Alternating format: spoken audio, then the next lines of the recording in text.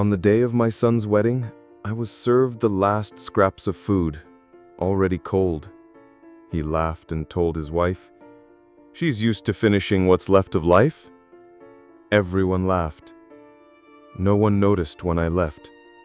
But the next morning, his hands trembled as he read my letter. Before we continue, let me tell you, where are you from and how old are you? We love getting to know our audience. Enjoy listening. The card arrived on Tuesday, a neat white envelope with a gold trim. I thought it was something official, maybe taxes or another bank notice. But when I opened it, inside was a thick, embossed invitation. Artem and Marina invite you to their wedding ceremony on June 15th at the Birch Grove Country Club. I read it twice, slowly. On the third read, I realized this was my son's wedding, and I was finding out from a card. No call, no visit, not even a message. Just a piece of paper, as if I weren't his mother, but some distant relative invited out of obligation. I placed the invitation on the kitchen table, next to the unpaid bills, and sat for a long time, not crying, just staring into space as my tea grew cold. Artem is 28.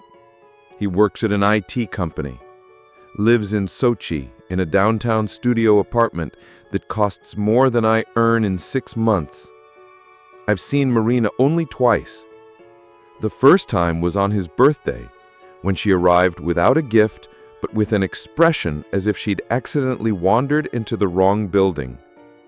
The second time was at Christmas, when she silently surveyed my one-room apartment, careful not to lean against the walls.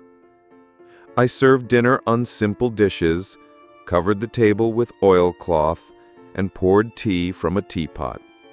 She didn't even touch the pie. She just said, "You have a cozy place, in your own way." I'm not a fool. I know what those words mean. A wedding in June, at a resort where ordinary people can't even book a room, only club members or those with special recommendations. It was clear everything would be extravagant. People in designer suits, cars with alloy wheels, women with lips of the same shape. I knew I didn't belong there, but I still wanted to be there. I wanted my son to see me, to know I was by his side in some way. I called him that evening. He answered immediately, his voice distracted, as if he were typing on his laptop while talking. "Hi, Mom. Did you get it?" "Yes, I did. Congratulations. I'm so happy for you. Marina is a beautiful girl." "Yeah, thanks. Listen, can I help with anything? The organization, the menu, the flowers?" "I've saved a little money." His voice hardened. "No, everything's already paid for. Marina's parents are handling it. Don't worry." "I didn't mean money. I meant being involved. Everything's chosen, everything's decided. Just come. Wear something decent, but not too much. You know what I mean." Marina's family is traditional, without the provincial touch, without me. He had to go. Marina was making dinner. He hung up before I could finish. At the bottom, in gold letters, it said, "Dress code, black tie optional." I didn't own anything evening appropriate. My dresses were simple dark blue outfits I'd worn for 5 years. The nicest was what I'd worn to his graduation.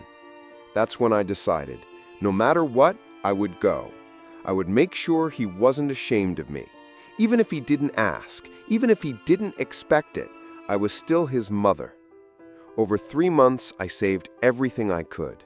I gave up meat, walked to the office, sold old books on Avito, even took the TV off the wall and sold it.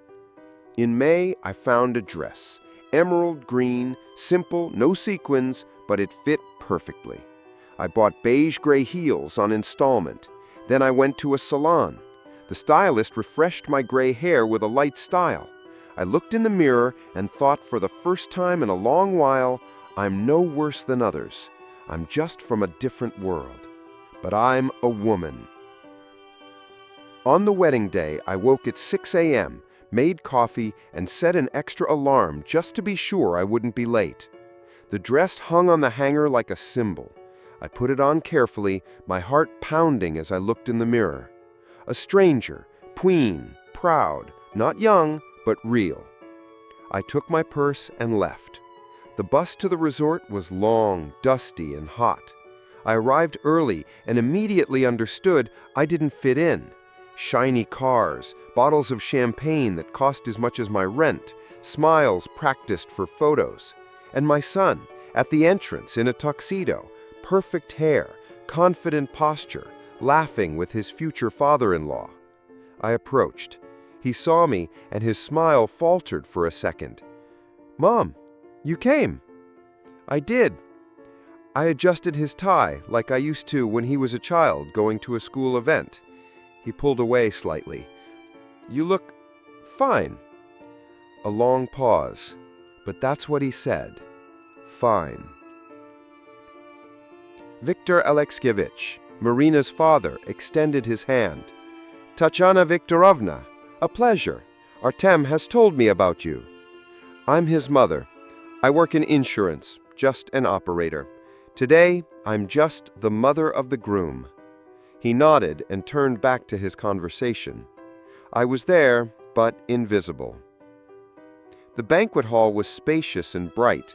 White tablecloths, crystal chandeliers, gloved waiters. Everything was perfect, expensive, and not for me. I found the seating chart. My name was on a card at table 7 by the wall, right across from the door where the dishes were brought out. The other tables were closer to the center, to Artem, to Marina. Table 1, Marina's parents and their friends. Table 2, Artem's friends from university with their wives. Table 3, Marina's colleagues, and so on, in descending order. I was at the end. An elderly woman with a hearing aid sat at my table, along with a couple in ill-fitting jackets, and a woman who turned out to be Marina's distant aunt. She was the first to speak. "You're Artem's mother?" "Yes, Tatiana. Margarita, is it? May I sit with you? It's a bit too fancy for my taste." I nodded. It felt a little easier. At least someone wasn't from this glossy world. "You must be so proud of your son." "Of course. He's achieved everything himself. This is his day." I tried to smile. Everything seemed right. The banquet, the music, the decor. But inside, I felt like a hunched little girl invited to a party, but not to the table. While the guests congratulated the newlyweds, Artem went from table to table, joking, hugging, laughing, nodding in thanks. I sat and waited. He came to everyone except me. I told myself, he's saving me for last. He's just busy. He's shy. After all, I'm his mother. It would be a special moment. But time passed. The music grew louder, the guests merrier, and I kept waiting. At some point, I realized he wasn't coming. The waiters began serving food. First table 1, then 2, 3, 4. Our table was silent, our plates empty. I tried to keep my composure. Finally, a young waiter, clearly nervous, approached. "I'm sorry, there's been a mix-up in the kitchen. Your food is being prepared now, just a little longer." 20 minutes passed, then 30. The other tables ate, laughed, raised their glasses. Artem sat next to Marina, whispering in her ear. She laughed, looking at him. Finally, they brought the food. My plate had cold salmon, limp asparagus, and pale potatoes with a film of grease. These were the leftovers, the real ones. "This is outrageous," Margarita whispered, looking at her own cold portion. "It's fine," I said quietly, and picked up my fork.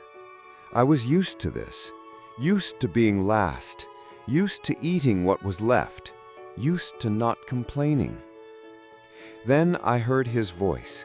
He was talking to Marina, not whispering, but loudly enough for the nearby tables to hear. "Look, they finally brought her food." Marina laughed, light, musical. Others at their table followed, some covering their mouths but giggling. Their laughter spread through the room like ripples on water. I put down my fork.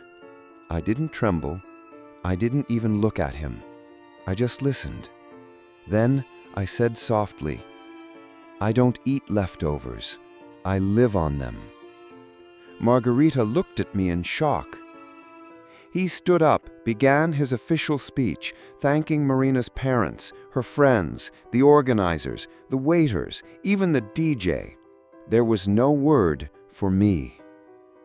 I watched him, my son, smiling, speaking confidently, smoothly. He was happy, and there was no place for me in his happiness.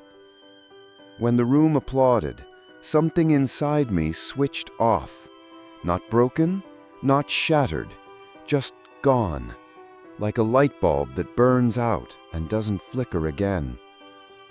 There were dances, the first dance, the father-daughter dance, the mother-son dance. I waited. I believed. I rehearsed at home. I even picked a song. He didn't come. He didn't even look my way. I sat with an empty plate, in the dress I'd chosen with such hope, in the shoes that pinched my heels, with the hair I'd styled so he could be proud. And then I understood. This wasn't anger or offense. It was silence, the kind when you stop waiting. "Are you all right?" Margarita asked. "I'm fine," I said calmly. And it was true.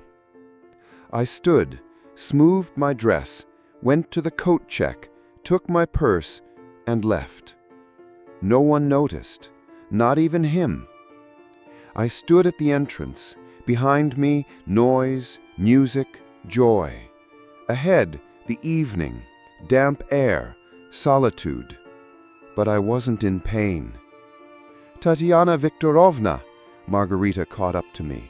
"Are you leaving?" "I am. I won't even say goodbye. He won't notice." I looked through the glass.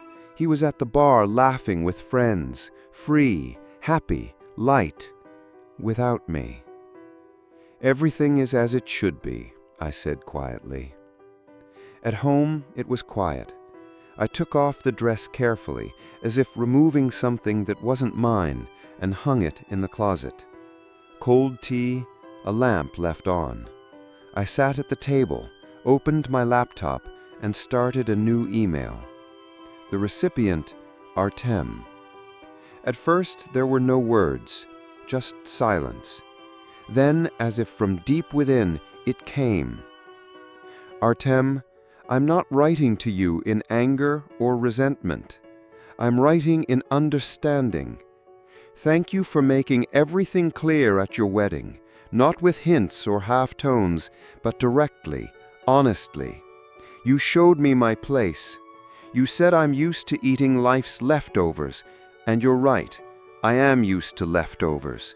The leftovers of your attention, your time, your gratitude, the leftovers of love you learned to dole out in doses, enough not to offend, but not enough to let anyone close. You always knew I was there. I would endure, understand, forgive. You never thought I would leave. But I am leaving, not with hysterics or scandal, but From this day on, I'm ending all support. The $500 you received monthly wasn't an inheritance. It was my overtime, my savings, my unpaid bills, my unworn shoes. I'm closing the insurance policy where you were the beneficiary. I'm canceling the credit card you used for emergencies, including your vacation in Turkey and the wedding flowers. And most importantly, I'm selling the house, the one you thought would be yours by birthright. But being born a son doesn't make you someone who can be trusted with the memory of these walls and the pain. This house is mine. I preserved it. I stayed up nights when you were sick. I met every New Year alone after the divorce. I cleaned, repaired, and kept it. Now I'm selling it because I want to live, not wait.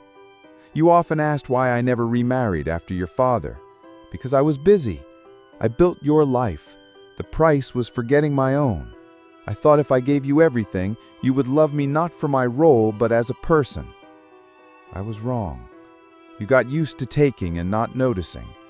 You got used to your mother being a background, a wall, a back to lean on. Now that back is gone. This isn't a threat or manipulation. It's information. You're a grown man. You're married. You have a family, a status, a career. Now you have your whole life with bills, rent, needs. And I have mine with trips, breakfasts on the veranda, books, and silence without pain. You'll remain my son by blood, but I won't be your bank, your safety net, your shadow, or your background. Mom. Or perhaps just Tatiana. I read the letter 3 times. No shouting, no complaints, no pleas to call back, just the truth, unvarnished. At 3:42 a.m., I clicked send. No music, just the click of the mouse and silence. In the morning, I made an appointment with a realtor, called work to take a vacation, and took out a map marking cities I'd never been to. One thought in my mind: my main life is just beginning. Selling the house took less time than I thought. The realtor was attentive and polite. "Great neighborhood," he said. "Summer house, infrastructure, a lake 2 stops away. You'll get a good price." I nodded silently. I didn't tell him how I'd scrubbed these floors at 2 a.m. when Artem first ran away from home, or how I'd slept on the kitchen floor because his room was too hot and I was afraid to leave. This house remembered everything. I decided to forget. A week later, there were 3 offers. 2 weeks later, I chose one, cash, 15% above market. The buyers were a young couple with a child, just like Artem's father and I once were. Maybe things would turn out differently for them. The dollar sign, $355,000, a sum I'd never imagined before. But it didn't scare me because for the first time in my life, I didn't have a plan for someone else. On the day of the sale, I went to the office. Papers, signatures, forms. I wasn't signing documents. I was signing my freedom. Afterwards, I walked past the house, no longer mine. A little girl in a pink jacket was playing with a ball on the porch. Her mother stood at the door, wiping her hands. I watched. I didn't miss the curtains, the walls, or the bathroom tiles I'd redone myself. I didn't miss them because they weren't mine anymore. Like everything I'd once held on to for Artem. My phone, the one with the new number, was silent. 2 weeks passed. No calls, no messages, no attempts. I thought it was over. Then one evening, a knock at the door. Marina, impeccable as always, her coat fitted, her earrings delicate, her makeup subtle. "Good evening, Tatiana Viktorovna. May we talk?" She looked around, not with disdain, but not with warmth either. "I'll make coffee," I said. "Only instant. Everything here is simple." She sat at the table, composed, as if in a meeting room. "I didn't know how dependent Artem was on you. He didn't either. He was used to everything just being there. Money, there. Mother, there. He didn't need to ask." A pause. Silence. "We're struggling now. We had to move out of the apartment. We're living with my parents. I'm working on 2 projects. He's under a lot of stress." I didn't help her speak. Let her find her own way. "What do you want?" "Nothing. That's the point." She tensed, her lips pressed together, then stood abruptly. "Are you doing this to get back at him because your life didn't work out?" "No. I just stopped giving my life to others." After she left, I finished packing. 2 suitcases, 1 backpack, a few books, documents. The rest I sold gave away, or threw out. The next morning, I left for a city where no one knew me, where I wasn't Artem's mom, where I could just be Tatiana, a woman, a person, an individual. I rented a small apartment by the river, a tiny kitchen, a window facing the pines. I found a job at a bookstore, 4 days a week, no stress, no office dress code. Rita, the owner, a woman my age, said, "You have a calm look. We like people like you." Books aren't sold with a voice, they're sold with the eyes. I stayed. For the first time in decades, I realized life hadn't ended, it had begun. A month later, I'd settled into a rhythm. Morning coffee on the windowsill, days with books and conversations with regular customers, evening walks along the embankment where it smelled of dampness and spring. My phone remained silent, and that silence became not a worry, but a comfort. It meant I wasn't needed. It meant life went on without me. And that, it turned out, was also freedom. One day, Rita handed me a slip of paper. She said, "Someone called, left a number, said it was your son." I looked at the digits, then at her. "Thank you. I don't want to call him back." That evening, I threw away the paper, calmly, without trembling, without expectation. But 3 days later, he came himself. I was arranging new books in the display when I looked up and saw him at the entrance. Artem, my son, but different. Thin, lost, clothes rumpled, hair grown out, lips dry. He didn't look bad, he looked adrift. He stood like a boy who'd come to pick up his mother from work. I didn't rush, didn't call out, didn't smile. I just approached. "Hello, Artem." "Mom," he said softly, as if afraid the word would burn. "I've been looking for you." "Why?" He looked down, a pause. "Can we talk somewhere, not here?" "After work, you have 1 hour. Cafe next door."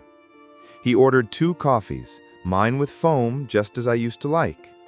"You look well," he said, and he meant it. "I feel well. I want to apologize for everything. For the wedding, for how I treated you, for using you all these years. I was blind. I realized everything when the money ran out." He flinched. "No, not just that. I miss you. I understand what I'm losing. You were always there." "I was always there even when you didn't notice. I want to fix everything, to build a relationship from scratch, maybe start with a walk." He was quiet, staring into his cup. "I know I acted terribly. I understand the pain I caused, but I'm still your son." "No, you're my biological son, but in essence, no." He cried, quietly, restrained. Tears ran down his cheeks. I watched and felt nothing. No pity, no anger, no urge to comfort. "Tell me what to do. Tell me how to fix it." "You can't. But you're not a child anymore. You're a grown man. You're married. You have a family, a status, a career. Now you have your whole life, with bills, rent, needs. And I have mine, with trips, breakfasts on the veranda, books, and silence without pain." I stood. "Thank you for coming, but the conversation is over. I'm not angry. I've let go." He stayed seated. I walked slowly toward the river, thinking, finally, I'm living. Not as a mother, not as a helper, not as a shadow. I'm living as a woman who stopped being someone's and became herself. Spring came slowly, first in drops trickling from the windowsill, then in the soft sun on the old cobblestones, and then in the children playing ball on the embankment again. Every morning I made tea, took out my notebook, and wrote, "Today is a day without haste, without the need to be needed." The workshop had its own life. People came for notebooks, brought me chocolate, old books. I became the local woman from the shop who always listened, and somehow people felt warmer near me. One May day, Rita handed me an envelope. No return address, but a child's handwriting. Inside, on lined paper, "Dear Grandma Tatiana, my name is Varya. I'm 6. Dad says you used to make beautiful notebooks, and Mom says you're very beautiful.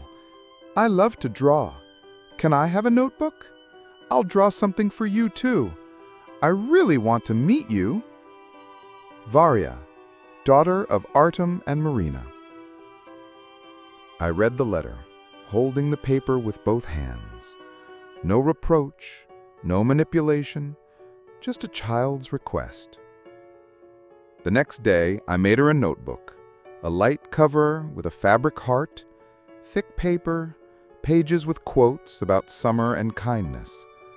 I wrapped it in craft paper and attached a note. "Draw whatever you want. The world becomes kinder with your drawings." I sent it to the address in the letter, no extra words, no expectation of a reply. A week later, an envelope arrived. Inside, a drawing, a girl and a woman standing against mountains holding a notebook. The caption, "This is us, someday." I hung the drawing in my workshop and wrote next to it, "Sometimes it's enough for someone to want to draw you beside them." I didn't call Artem. I didn't write to Marina. I didn't ask if he knew Varya had sent the letter. That was their home, their life, their story. Mine was different, without old roles, without resentment, with only respect for myself.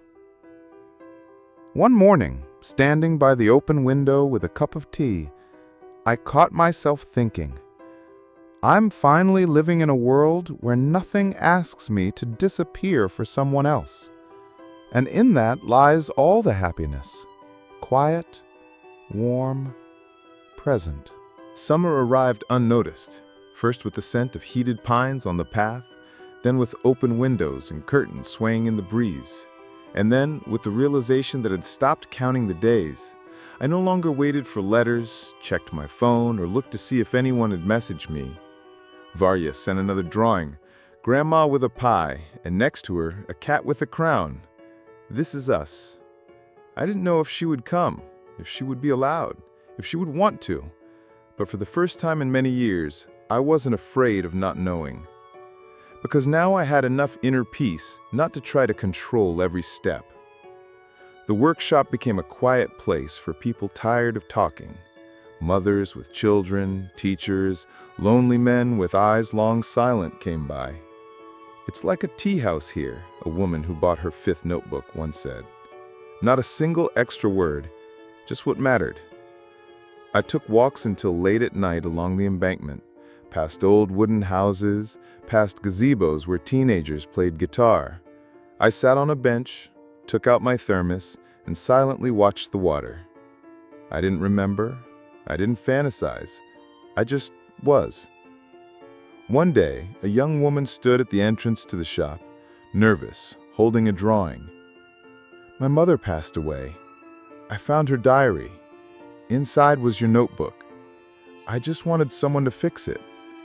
I took the notebook, old, soft cover, filled with writings about life, dreams, disappointments. I didn't say anything. I carefully cut off the cover and began rebinding it. When I gave it back, the girl hugged me. Thank you. She was real in it, only there. And I understood. I wasn't making notebooks.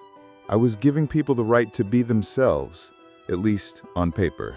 Autumn returned to the city quietly, first with the hint of yellow on the leaves, then with the scent of dampness, then with the gentle rustling of the wind, as if someone invisible were carefully turning the pages of a calendar.